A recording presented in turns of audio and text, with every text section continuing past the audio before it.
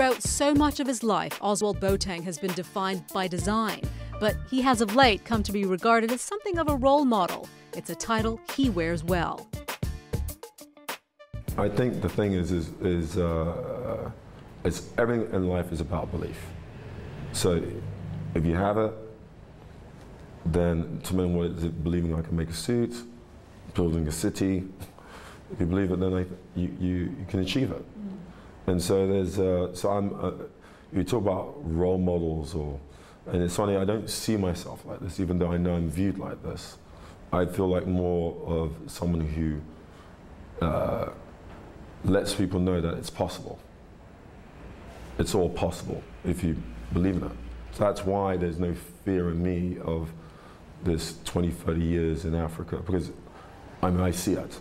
Let's switch gears a little bit. Let's talk a little bit about your style. How would you define your style? My style? Yeah. Well, it's evolved over the 20 years of me being in the business. So I mean, initially it was always about taking tradition and finding modern ways of working with it. And it was always, so the tradition was always like taking traditional values and modernizing that, because I believe tradition can't survive unless it evolves. But it is survival of a different kind that occupies Boateng's thoughts at the moment. Top of his agenda is addressing Africa's image problem. You know, you've got monarchies in Africa running 800 years, but we're not aware of it. So there's kind of a whole need for remarketing of the brand Africa. Because as it stands, when you think of it, all you think about is a kid with a gun or AIDS or anything like this. And it's 53 countries, so the issues are not everywhere. The problem Boateng faces is turning grand ideas into achievable goals. His plan, though, sounds simple enough. Well, no, I think it's steps, right? So, first step is, well, let's just let everyone know that it's rich. I mean, everyone knows it, but maybe we need to just reinforce the point. The next, so we dispel the myth of poverty. There's all types of poverty, but the poverty that, you know, it's a rich continent and we need to just reestablish that. We've got issues there, but there's issues everywhere. The next step would be to somehow, once you've created the value, give the opportunity, once the value has been created, to borrow against that value. Now, everywhere around the world, it works like that. In fact, when it works around the world is if you've got an asset, you can almost borrow 3-4 times what it's worth, right? I think in Africa, we don't need to borrow 3-4 times. Just give us 10%, 20% of the value, and that would transform the continent. Boateng says he was determined to make a difference from a young age. Yeah, no, the thing is actually, I had more of an awareness of this even before I knew I had a talent for designing clothes. So I was like, I used to pitch my father ideas about how you could affect change significantly. In those days, I need to talk about Ghana as opposed to Africa. Nowadays, plenty of people listen to what Boateng has to say about Africa.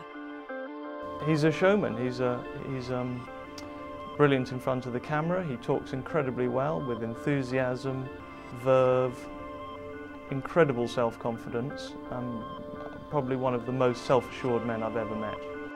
Certainly, it's hard to think of a better man in Britain to speak up for them. The sky's the limit is an expression that could have been invented for Boateng, and back at his store he outlines his plans for his business and for the continent he loves. It seems as though your ambitions are, like I was talking about the no boundaries. I read somewhere that you envision 50 stores globally somewhere.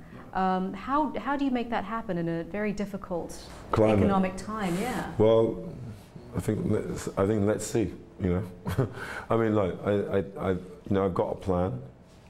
It's probably actually, in truth, is I probably spent 20 years to try to figure out how to do it in the way that worked for me.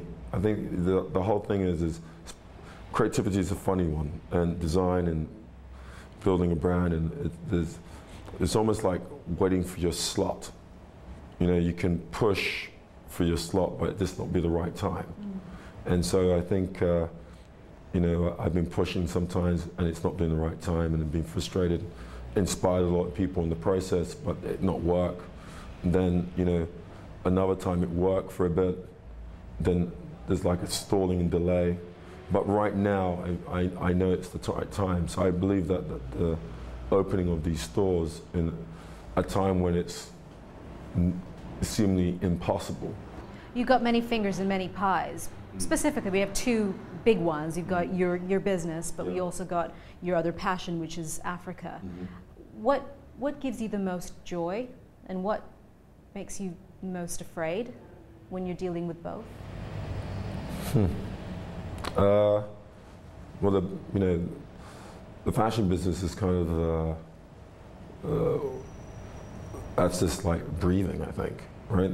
So that's that's your oxygen. Yeah, that's what I do. The Africa is what I have to do.